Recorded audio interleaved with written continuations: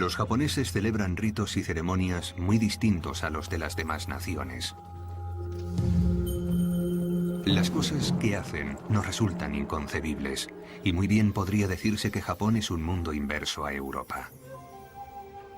Para los primeros occidentales que viajaron a Japón, era un universo misterioso. Se trataba de la fabulosa isla de Zipango, de la que Marco Polo tan solo había oído hablar, de las riquísimas tierras en cuya busca había zarpado Colón.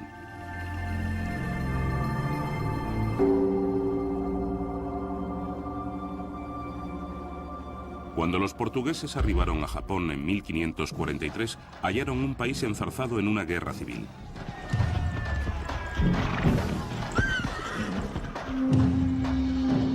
De aquel caos emergería un samurái. Fundaría un régimen tan pujante que perviviría durante más de 250 años.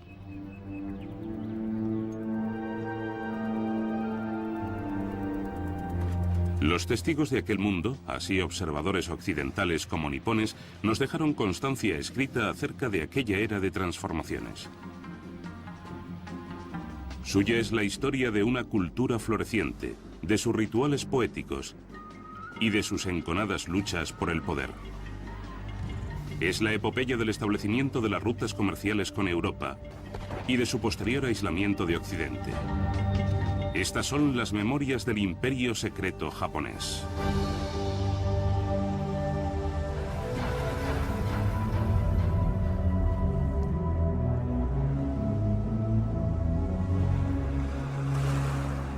El 25º día del 8º mes del año del agua y la liebre, en la costa occidental apareció un gran barco.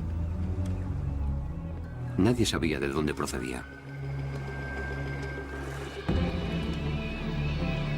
Como más adelante relataría un monje budista, los vigías samuráis partieron inmediatamente a alertar a su amo. Había extranjeros a bordo de aquellas naves insólitas para los japoneses. El señor feudal de la región, el daimyo, convocó a los forasteros, los primeros europeos que desembarcaban en las costas niponas. Corría el año 1543.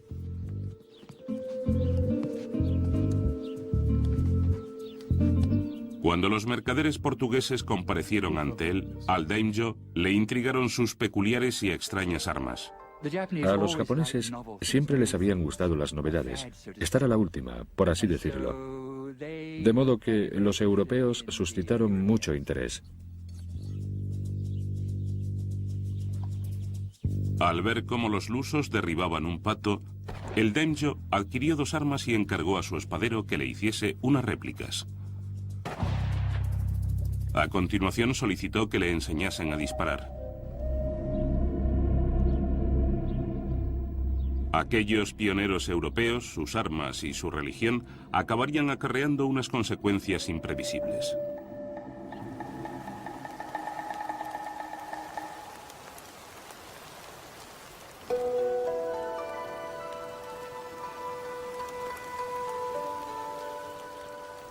Aquel mismo año, en la familia de un daimyo, nacía un niño.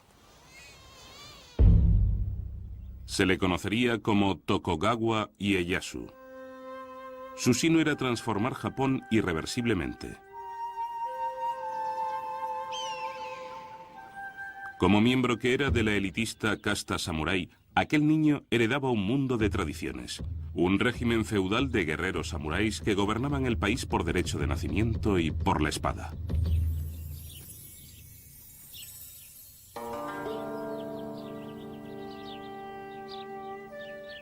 Al ser el hijo de un señor daimyo, Ieyasu pronto tendría que cambiar los juegos infantiles por los asuntos de la guerra.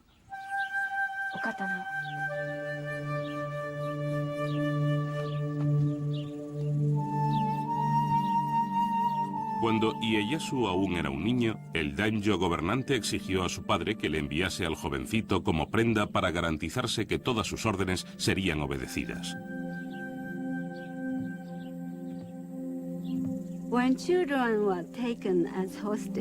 Que los niños fuesen rehenes no significaba que fuesen prisioneros. Era un aspecto más de las negociaciones políticas que conducían a la firma de alianzas. Puesto que nadie se fiaba de nadie, necesitaban garantías y por ello se tomaban rehenes.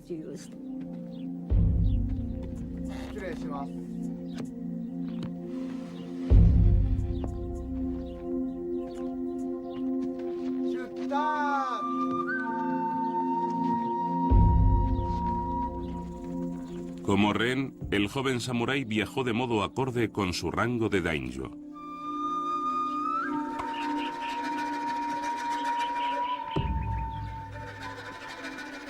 No podía imaginar el destino que le aguardaba. Tampoco suponía que jamás volvería a ver a su padre.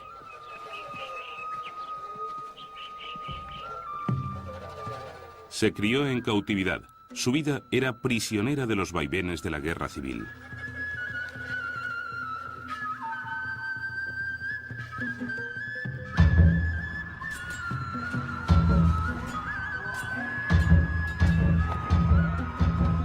Japón estaba inmerso en guerras. La traición imperaba y nadie confiaba en su prójimo. Se coaligaban con una facción para después abandonarla por otra según soplaran los vientos de la fortuna.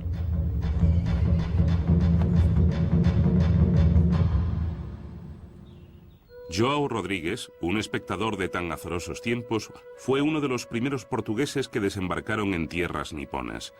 Llegó siendo un grumete de 15 años, aunque pronto se convertiría en misionero jesuita.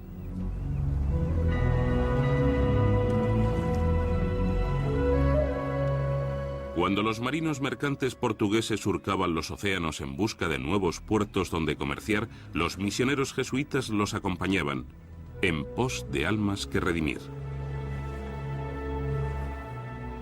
Los jesuitas eran jóvenes y entusiastas y afrontaban sin temor los rigores de la peligrosa travesía de 2 años hasta Japón, un país que consideraban propicio para la conversión.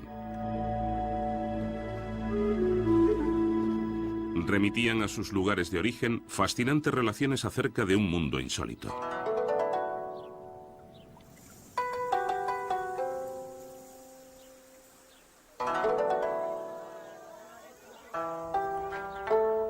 Todo es tan diferente y opuesto que no se parecen a nosotros en prácticamente nada.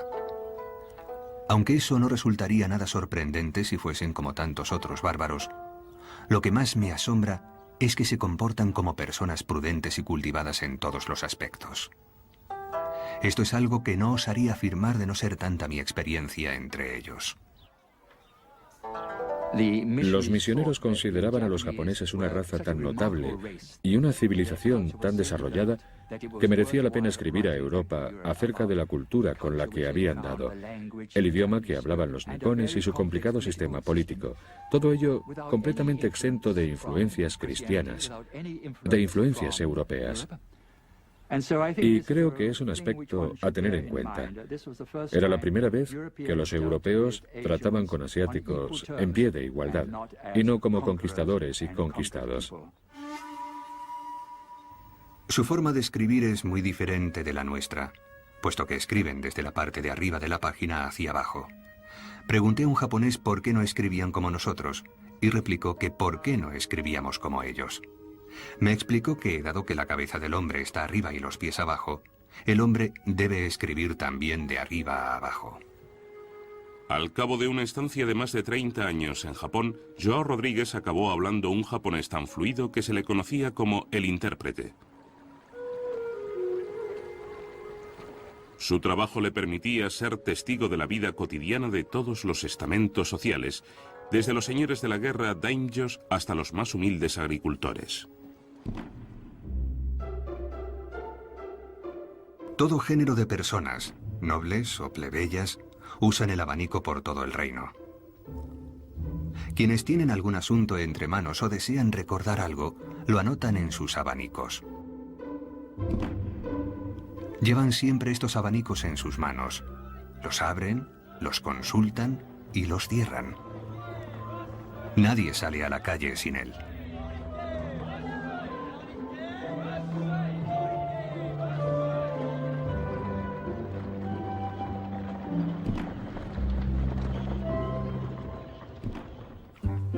Los nipones, por lo que observó Joao Rodríguez, contemplaban a los europeos con igual fascinación.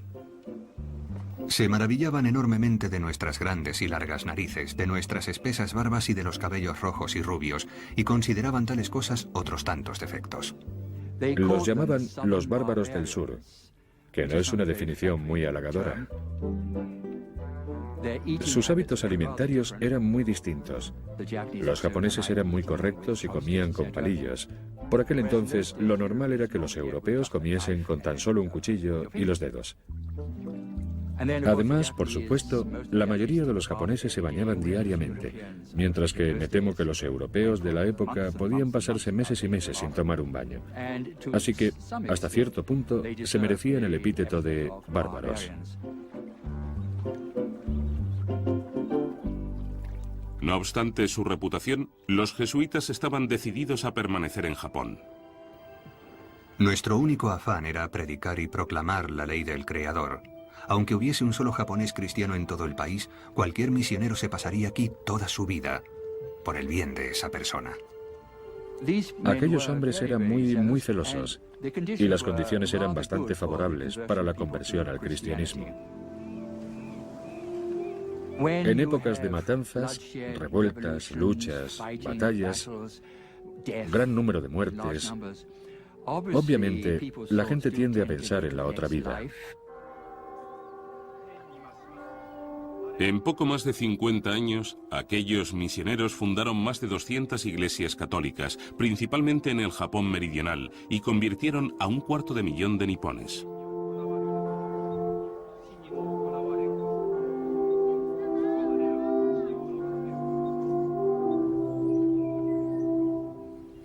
Cuando un señor japonés, un daimyo japonés, cambiaba de religión, su pueblo se veía presionado a hacer lo propio, ya que el caudillo tenía potestad absoluta sobre la vida y la muerte de sus súbditos. Por lo tanto, en un periodo de tiempo relativamente breve se produjo una conversión a gran escala. Pero también se daba otro factor. Cuando algunos daimyos abrazaban el cristianismo, en el fondo lo hacían por motivos económicos, ya que allá donde fueran los misioneros, los mercaderes portugueses los acompañaban. Y los comerciantes portugueses ofrecían a los japoneses un comercio muy lucrativo.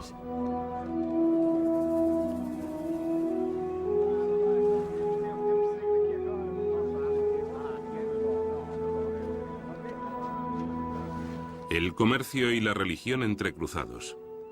Algunos nipones se beneficiaban, mientras que otros observaban el desarrollo de los acontecimientos con creciente preocupación, convencidos de que el cristianismo constituía una amenaza para su autoridad.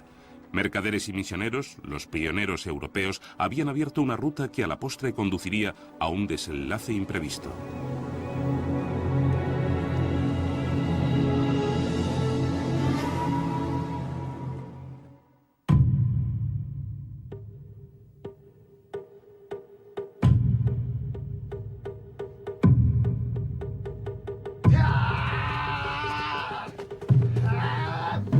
Resistir los rigores de una instrucción interminable.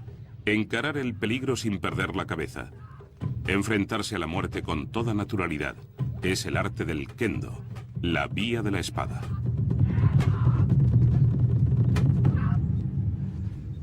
Los maestros espadachines instruyeron al joven samurái en las técnicas de la esgrima y las tradiciones del código de honor del samurái. Tal sería la educación que recibiría el adolescente Ieyasu pese a su condición de rehén.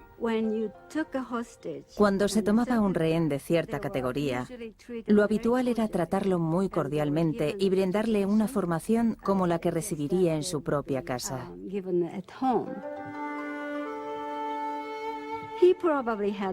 Probablemente tuvo una educación muy estoica y espartana, orientada a los conocimientos militares, las artes marciales y los clásicos chinos y japoneses. Según se dice, la vida de Ieyasu se caracterizó por la paciencia y la templanza.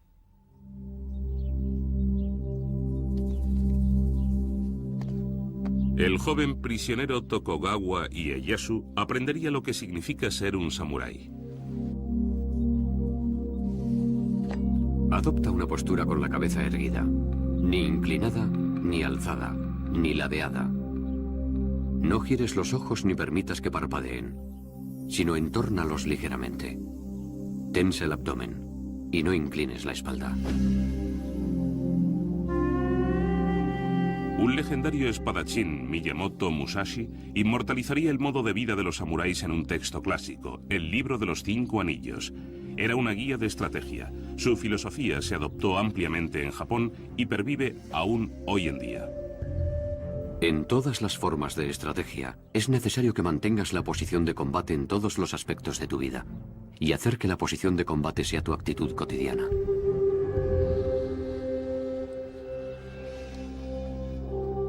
A los 15 años, Ieyasu alcanzó la edad adulta, obteniendo el derecho a ceñir las 2 espadas del samurái.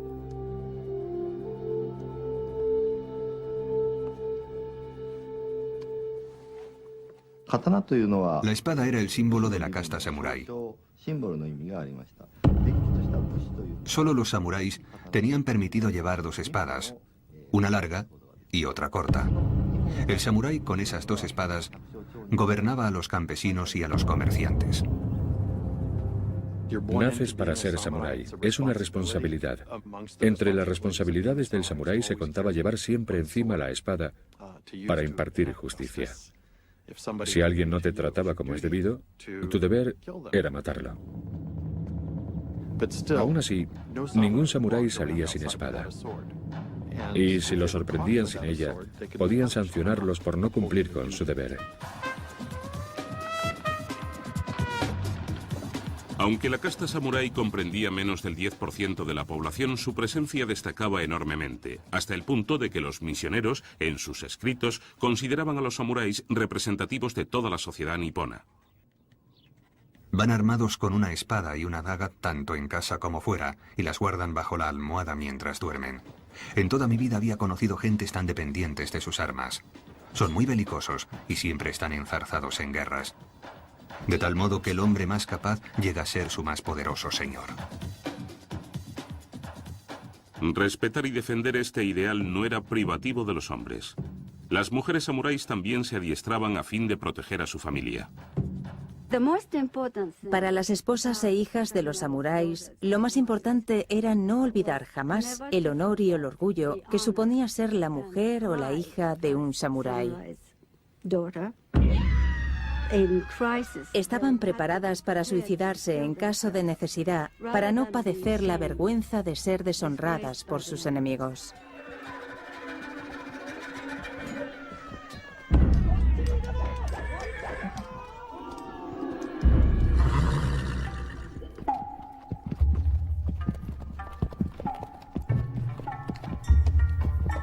El samurái protegía su hogar y su familia, pero alcanzaba su verdadera gloria en el campo de batalla, defendiendo a su señor de sus adversarios.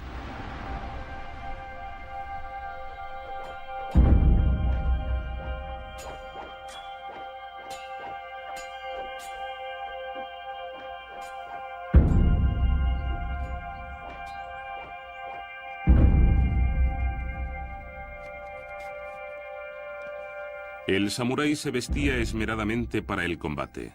Las telas finamente bordadas y el cuero daban sensación de elegancia, de fragilidad incluso. Oculta quedaba la coraza de láminas de acero entretejidas. Al igual que su armadura, la refinada apariencia del guerrero encubría su impenetrable fuero interno. Esta ética preservada en los escritos de los samuráis preparaba al combatiente para encarar la vida y la muerte honorablemente.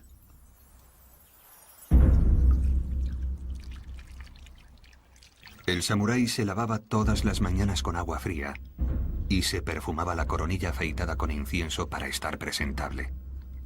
Estaba listo para morir luchando en cualquier momento. Suele establecerse una comparación entre los samuráis y la flor del cerezo. Es sumamente hermosa, como el guerrero con su brillante armadura, pero se requiere una gran tormenta para arrancar sus pétalos. Exactamente igual sucede con el guerrero en la batalla.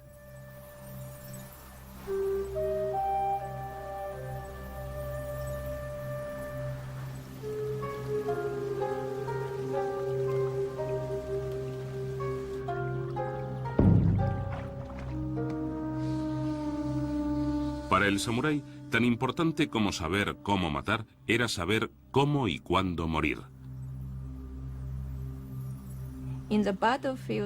En el campo de batalla, sobre todo en los últimos momentos de tu vida, tienes que demostrar tu control.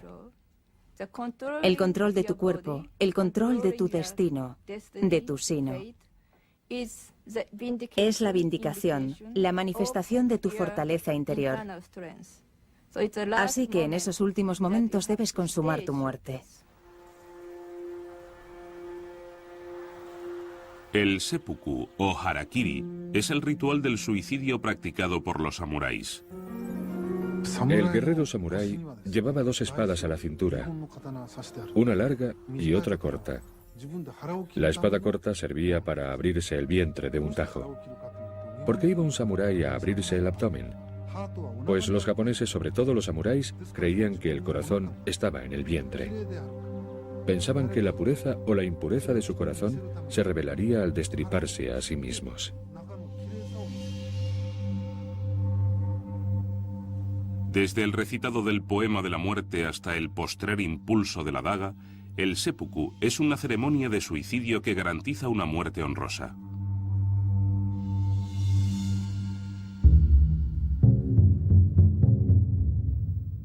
João Rodrigues escribió acerca de un hombre que llevó a cabo el rito del seppuku. El samurái, vestido con el acostumbrado kimono blanco, solemnemente y con gran dignidad subió a una tarima.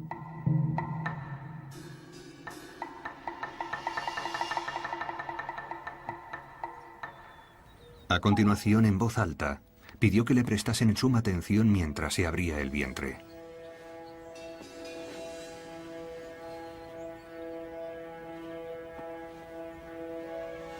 Se sentó, redactó su testamento lenta y calmadamente, pidiendo a su señor que cuidase de su hijo y de su familia, ya que él iba a morir para responder por su honor.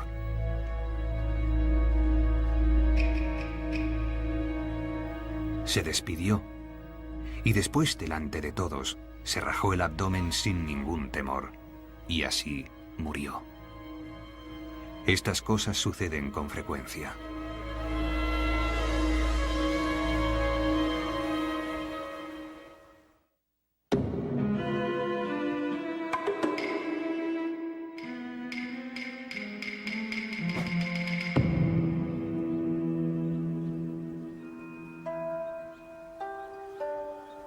En todo hay que actuar con oportunidad.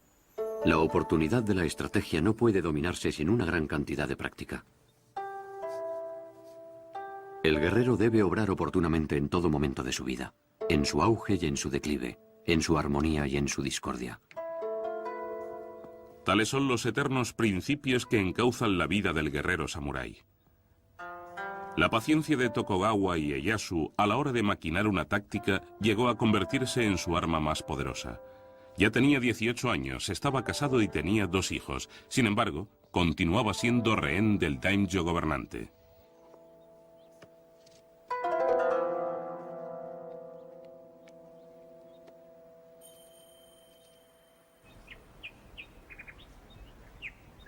Con el tiempo, Ieyasu fue afinando su maestría en el campo de batalla luchando codo con su señor daimyo. Cuando su amo murió en combate, Ieyasu recuperó por fin la libertad de decidir sobre su propio destino. En un momento dado, Ieyasu se vio en la situación de tomar la decisión de quedarse o no con la familia que lo había tenido retenido. Pero en ningún momento olvidó su ambición de regresar a la fortaleza de donde procedía, de recobrar los dominios de sus antepasados, ampliarlos y regresar con sus deudos que lo aguardaban lealmente.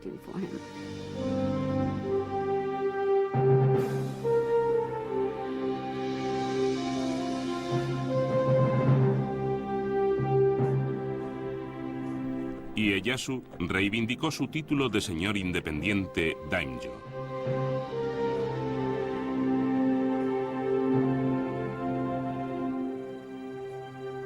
Regresó al feudo familiar. Ahora podía luchar por su propia causa, por su pueblo. Combatí a mis enemigos solamente para vengarme de los adversarios de mi padre. Porque estaba convencido de la rectitud de mi intención de socorrer a mi pueblo y pacificar el país. Los años de cautiverio habían exacerbado su disciplina. Siguiendo fielmente sus enseñanzas de samurái, tramó escrupulosamente su estrategia. En un lance crucial, Ieyasu se coaligó con el hombre que había matado a su señor daimyo, Oda Nobunaga.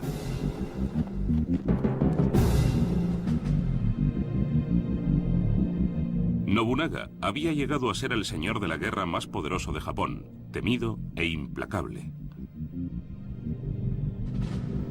El jesuita João Rodríguez documentó la campaña militar emprendida por Nobunaga a fin de unificar Japón. Nobunaga fue el primero que comenzó a abrirse paso por el espeso bosque de las guerras y las discordias de Japón. Sometió a medio país, y el terror que inspiraba convenció a la otra mitad para obedecerlo en todo.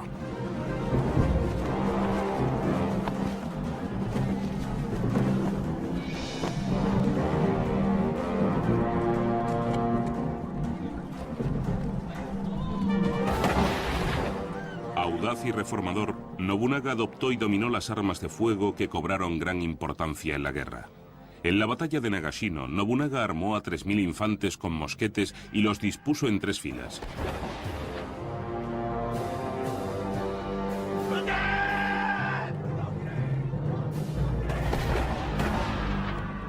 Cuando atacaron los 10.000 soldados enemigos, los mosqueteros de Nobunaga abrieron fuego sucesivamente, diezmando así al ejército rival.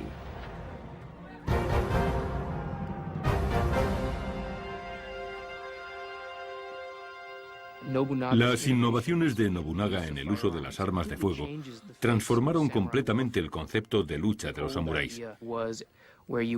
Antiguamente imperaba la idea de que 2 samuráis se encaraban en el campo de batalla. Se gritaban su nombre, su linaje y su procedencia. En ocasiones alguno se adelantaba, se situaba frente a las tropas y desafiaba a otro a acercarse a él y derrotarlo. Por lo tanto, era algo muy varonil. Estaba imbuido del ideal del valor.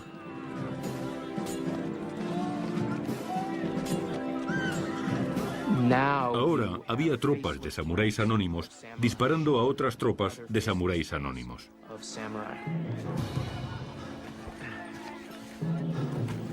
Nobunaga continuó acumulando poder hasta que una noche, una traición urdida en su círculo de íntimos lo cogió desprevenido.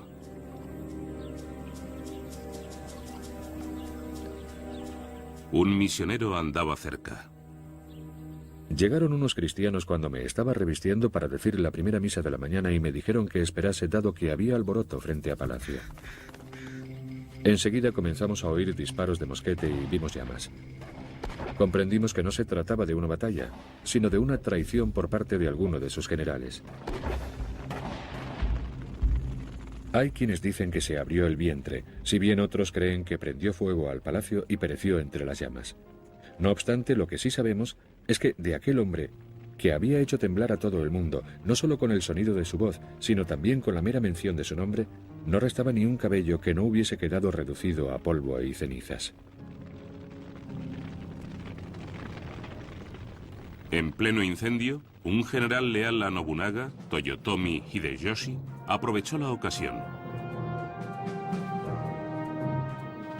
Hideyoshi se puso en acción inmediatamente, matando al asesino de su señor, lo cual, en resumidas cuentas, le daba derecho a reclamar el liderazgo de la vasta coalición de ejércitos comandada por Nobunaga.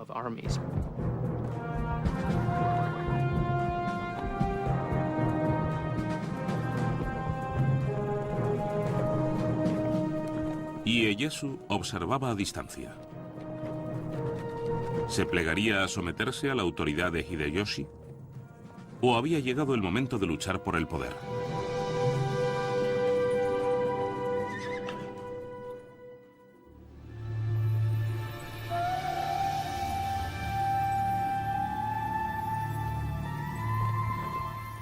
Nobunaga, Hideyoshi y Tokugawa Ieyasu.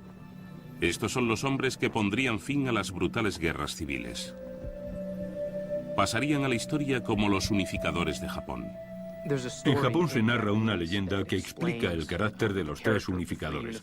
Nobunaga, Hideyoshi e Ieyasu están contemplando un cuclillo, esperando que cante. Pero el pájaro no canta. Así que Nobunaga dice: pajarito, si no cantas te mataré. Hideyoshi dice: pajarito, si no cantas te obligaré a cantar. E Ieyasu dice: pajarito, si no cantas, esperaré a que cantes. Y Ieyasu es un estratega con paciencia que aguarda a que las circunstancias lo favorezcan y entonces actúa. Tras la muerte de Nobunaga, Ieyasu y Hideyoshi se enzarzaron en un acompasado juego de estrategia, tratando, cada uno a su estilo, de proceder con mayor astucia que su oponente. Como líder militar, Ieyasu era un hombre valeroso que jamás había titubeado en batalla. Sin embargo, aunque era valiente, también era cauto. Una anécdota famosa. Ieyasu tenía fama de ser un jinete excelente.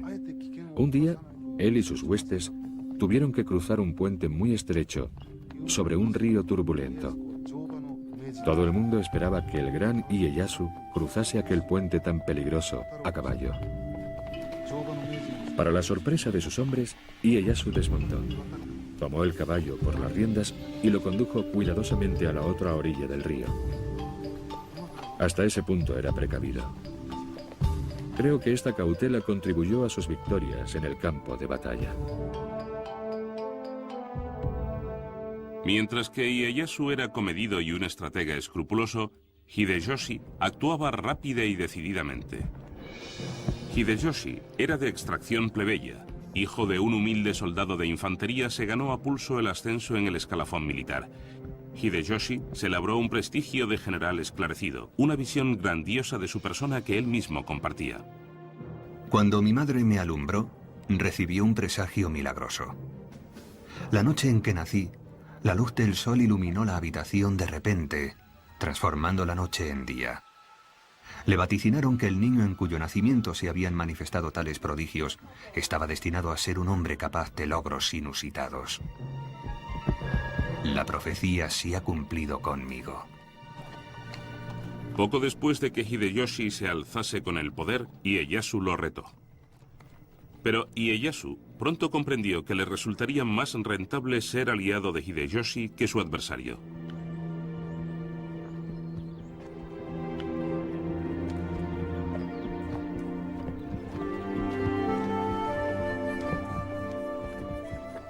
Hideyoshi recompensó a Ieyasu por su lealtad con un inmenso señorío y le ordenó que fundase su cuartel general en la remota villa pesquera de Edo, a casi 500 kilómetros del castillo de Hideyoshi en Osaka.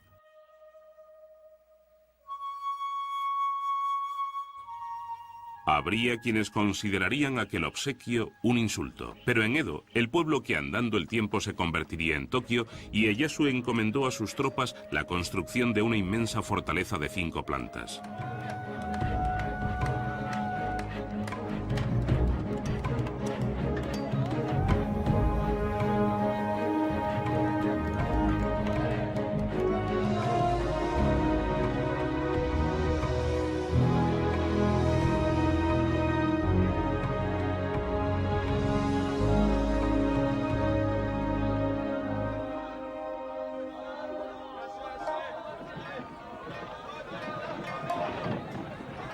Intramuros de la ciudad de Osaka, Hideyoshi se afanaba en la fortificación de su propio alcázar. La ciudadela, con reputación de ser la más inexpugnable de su tiempo, era asimismo una de las más ostentosas. El castillo de Osaka se encontraba en un emplazamiento estratégico cercano al Palacio Imperial de la vecina Kioto. Desde hacía varios siglos, el emperador lo era tan solo nominalmente, permaneciendo ignorado por quienes en realidad ejercían el poder. Mataba el tiempo con los cotilleos de la corte, la caligrafía y la poesía. En tiempos de Ieyasu, la corte sigue careciendo de autoridad. No obstante, solo ella tiene potestad para nombrar al shogun, de modo que, en última instancia, y en un sentido fundamentalmente simbólico, la corte aún ejerce un arbitrio. Por ese motivo, todos los señores de la guerra tienen los ojos puestos en Kioto. Debes lograr que el emperador reconozca que eres el combatiente más vigoroso del campo de batalla.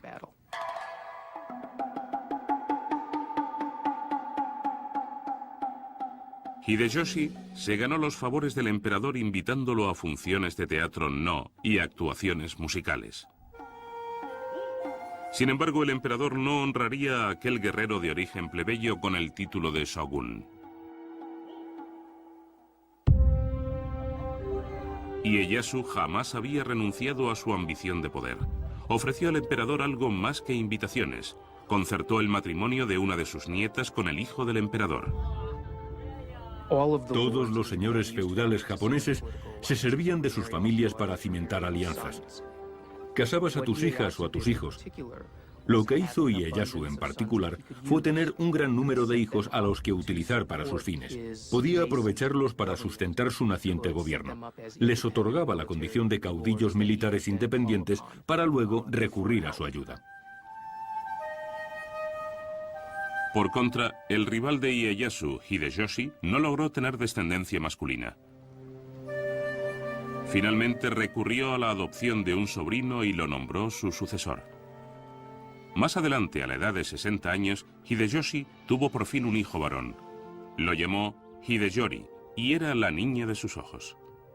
Los pensamientos de Hideyoshi se centraron en la salvaguardia y la supervivencia de su hijo pequeño.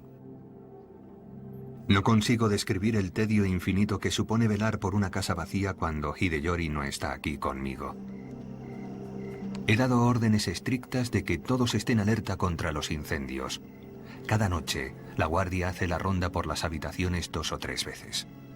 Ahora, con Hideyoshi obsesionado con su propio hijo, su hijo adoptivo ya adulto corría peligro.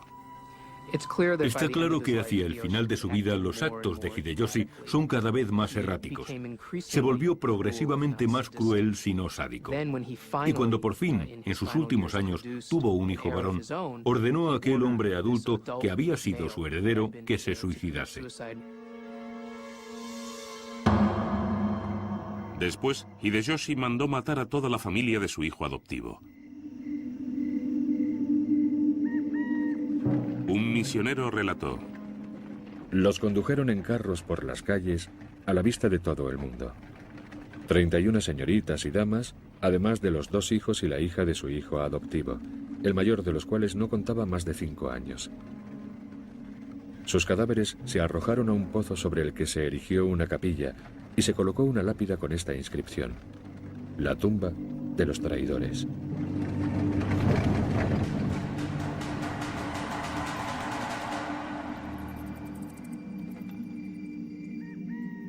Poco después, la salud de Hideyoshi comenzó a declinar.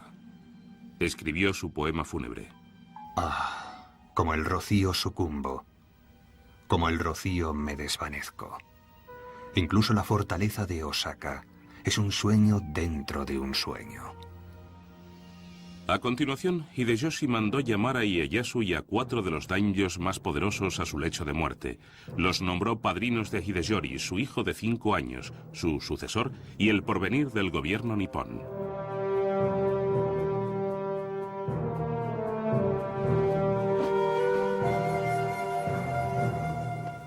Ieyasu juró proteger al niño aun a costa de su propia vida, una promesa que pronto se tornaría difícil de cumplir.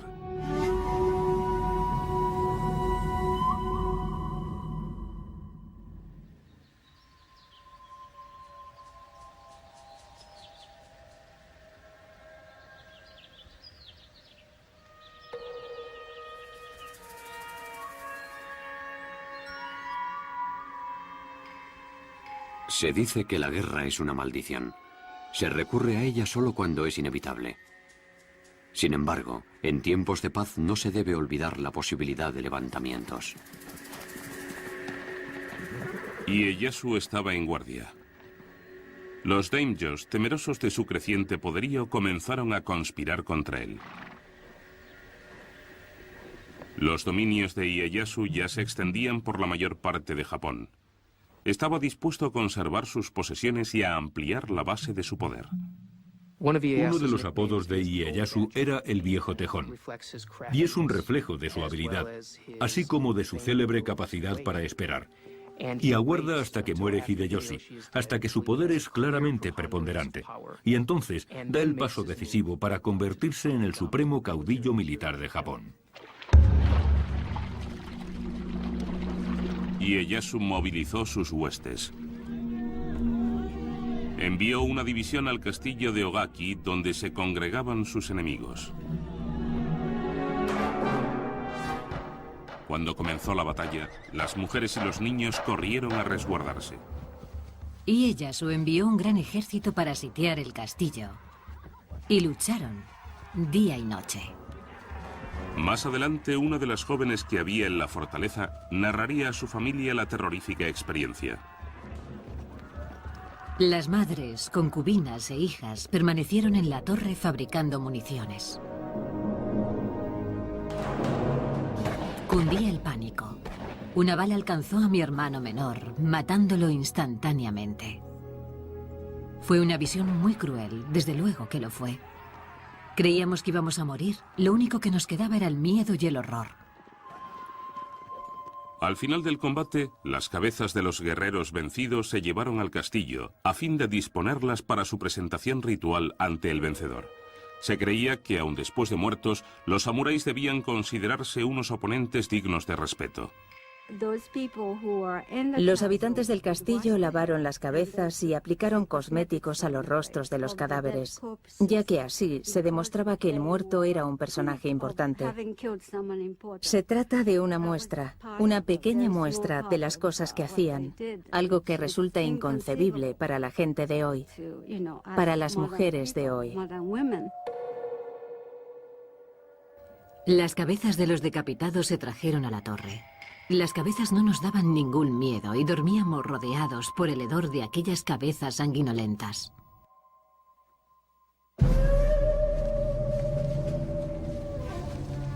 Tras la victoria del castillo de Ogaki, las tropas de Ieyasu partieron en busca de los daimyos rebeldes y sus ejércitos. Se encararon en un angosto valle al oeste de la población de Sekigahara. Esta sería la batalla que desviaría el curso de la historia nipona. Ieyasu estableció su cuartel general en la cima de una colina que dominaba el valle y aguardó toda la noche la llegada del resto de su ejército. Al alba, el médico personal de Ieyasu anotó apresuradamente en su diario: Chispea. Una densa niebla cubre el valle. No se ve nada. Apenas si se distinguen los pendones enemigos. A lomos de caballo, Ieyasu, nuestro señor, ha señalado su posición. Calcula que se encuentran a unos 4 kilómetros. Ieyasu estaba en inferioridad numérica. Se enfrentaba con 50.000 hombres a los 80.000 de sus contrincantes. Aguardaba a que arribase su hijo con refuerzos.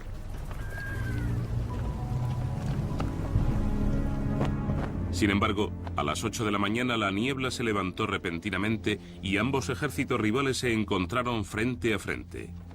Ieyasu no podía esperar más.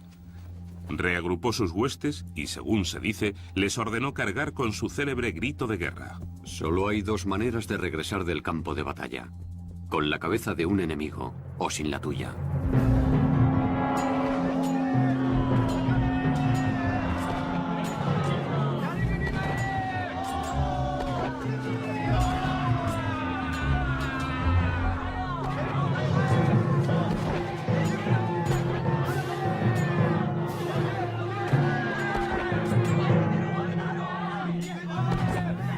Ieyasu contempló cómo sus soldados se enfrentaban a lo que parecía un reto insuperable.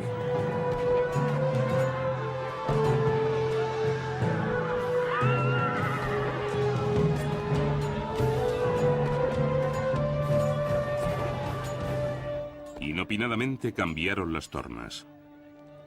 Varios daimyos enemigos y sus ejércitos, convencidos de que Ieyasu acabaría venciendo, hicieron defección y se sumaron a las fuerzas de Ieyasu. Hacia las 2 de la tarde, la mesnada de Ieyasu había derrotado a las legiones insurgentes.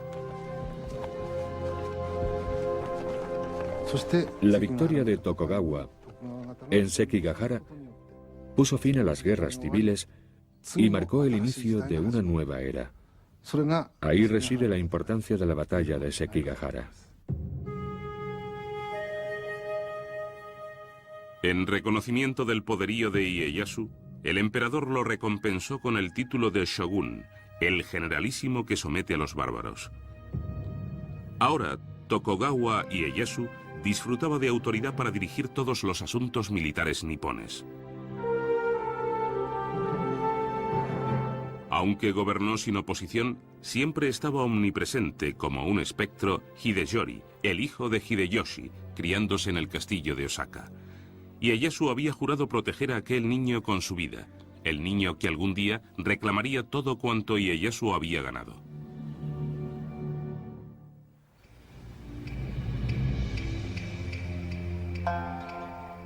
Cuando el joven Hideyori se acercaba a la mayoría de edad, un daimyo advirtió: aunque es el heredero de Hideyoshi, Ieyasu jamás le permitirá gobernar Japón.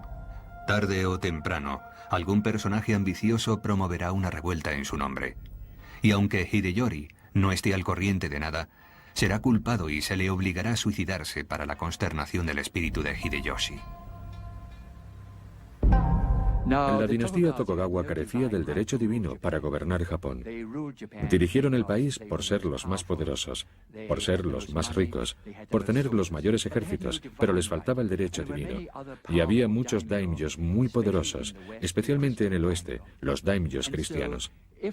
Por lo tanto, de existir algún movimiento filosófico o político capaz de aunar a todos aquellos daimyos en una coalición contra el clan Tokugawa, resultarían muy peligrosos. Tokugawa no toleraba disensión alguna. Expulsó a muchos de los misioneros extranjeros, Joao Rodríguez entre ellos. Ieyasu quería librarse de todas aquellas influencias extranjeras que no hacían más que enturbiar las aguas, complicarle la vida. Incluso ordenó a los japoneses suspender todas sus actividades cristianas. Aún así, continuaba enfrentándose a la única auténtica amenaza para su poder, el joven Hideyori. Cuando Hideyori llega a la edad adulta, Ieyasu no puede seguir ignorándolo. Es un peligro por el mero hecho de existir. Es el legítimo sucesor de Hideyoshi. Ieyasu está obligado a protegerlo hasta su mayoría de edad. Pero constituye un riesgo intrínseco para la legitimidad del shogunato de Tokugawa. Ieyasu llegó a una conclusión. Ya no podía mantener la promesa de amparar al hijo de un aliado muerto. Ieyasu decidió batallar una vez más. Obviamente sería un nuevo momento decisivo. Los numerosísimos samuráis que se contaban por millares eran unos guerreros duros de pelar. Aún guardaban fidelidad a la familia de Hideyoshi. Y por supuesto eran leales a su hijo. De modo que se reunieron en el castillo de Osaka. Y el castillo de Osaka era una fortaleza muy robusta. Se consideraba inexpugnable.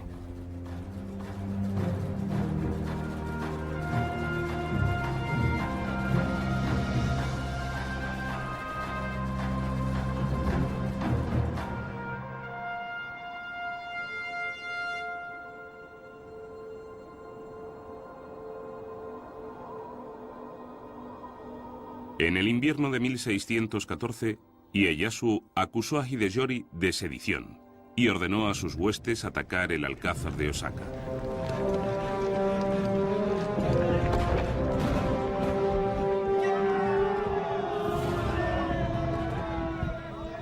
Los partidarios de Hideyori, cerca de 100.000, se hicieron fuertes y resistieron el embate.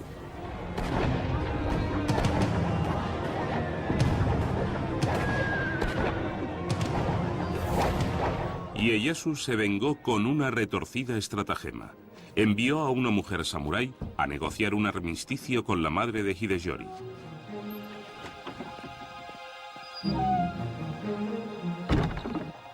Ieyasu le ofreció un refugio seguro para la guarnición de Hideyori a cambio de que renunciase a ulteriores rebeliones contra su gobierno. A fin de dejar patente sus intenciones, Ieyasu firmó su misiva con sangre. La madre de Hideyori convenció a su hijo para que aceptase la oferta. La treta de Ieyasu había surtido efecto. En cuanto cesó la lucha, Ieyasu comenzó a cegar los fosos del castillo de Osaka, aquellos profundos fosos, y las gentes del castillo de Osaka protestaron mucho. Aquella medida no constaba en el pacto, pero no importaba. Rellenaron los fosos, y en cuanto estuvieron tapados, las tropas de Ieyasu irrumpieron en la fortaleza y perpetraron una matanza atroz.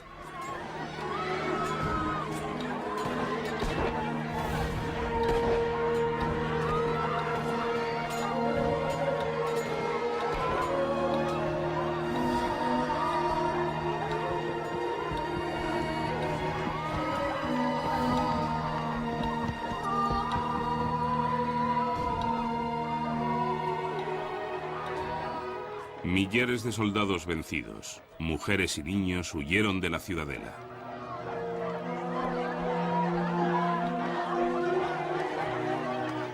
Un mercader europeo tomó nota del episodio en su diario. Hoy hemos tenido noticias de que Ieyasu ha tomado la fortaleza de Osaka y ha desbaratado el ejército de Hideyori. Dicen que el asedio de la Alcazaba ha costado unas 100.000 vidas y que no se ha encontrado un solo cadáver que conservase la cabeza. Todos habían sido decapitados. Los soldados de Ieyasu incendiaron el castillo.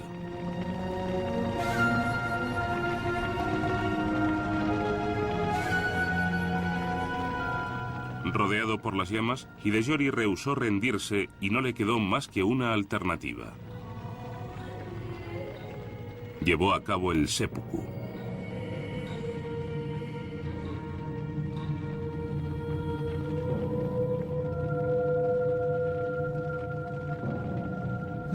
Había un gran problema para matar a Hideyori, y era que Ieyasu estaba obligado a protegerlo.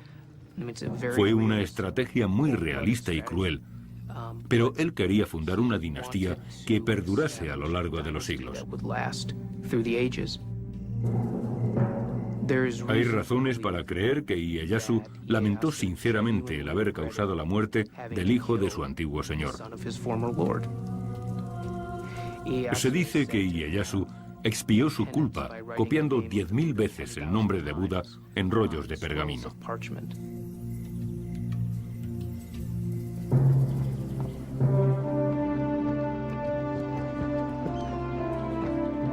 Tokugawa Ieyasu se había deshecho de su última amenaza para su poder, o eso parecía. No obstante, no todo el mundo se encontraba bajo su dominio. Estaban los comerciantes occidentales, a los que apreciaba a pesar de no fiarse de ellos, y los cristianos, a quienes tenía por un peligro. Tokugawa Ieyasu había ganado las guerras, pero su lucha por controlar el destino de Japón no había hecho más que empezar.